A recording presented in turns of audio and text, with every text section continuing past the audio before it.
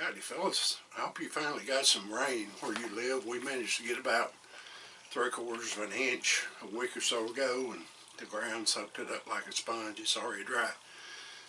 But as fate would have it, we're probably going to have a tropical storm move right over the top of us Thursday and Friday, and dump about 4 inches of rain. So we'll catch up and do it all at once. And that brings me on a topic.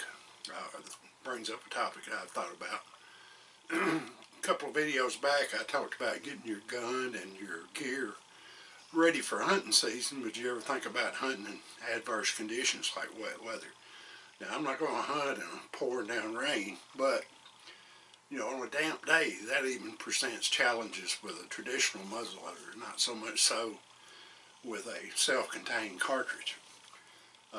And particularly with a flintlock. You know, a percussion gun's a little bit more forgiving, but you might want to think about taking a piece of leather, putting it over your flintlock or your percussion lock, measuring it out and cut it, and punch some holes in it, put a leather string or a paracord, whatever, to tie that down to your gun somewhat, and then coat that piece of leather with some mink oil, neat's foot oil, vegetable oil, lard, Crisco, whatever you happen to have.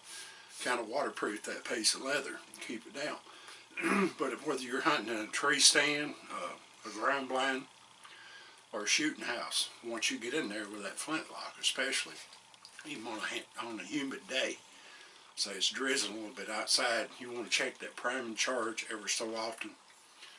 And a lot of times 4F powder will just turn to, looks like mud, sludge in your pan, so you want to take and wipe that out and take a cleaning patch or some type of cloth and dry that out and put some more priming powder down in there ever so often.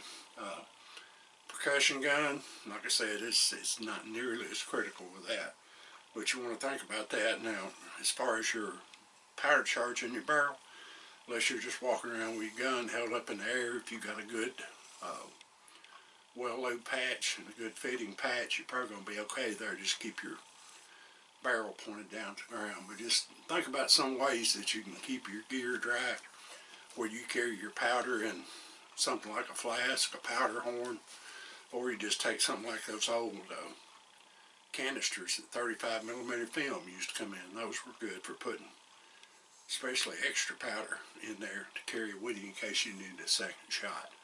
So as with your gun and your gear, think about it ahead of time. Don't wait till the last minute, because you never know what the weather's going to be at that moment.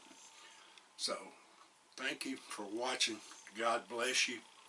By all means, keep your powder dry. Mind you, top knot, Pilgrim.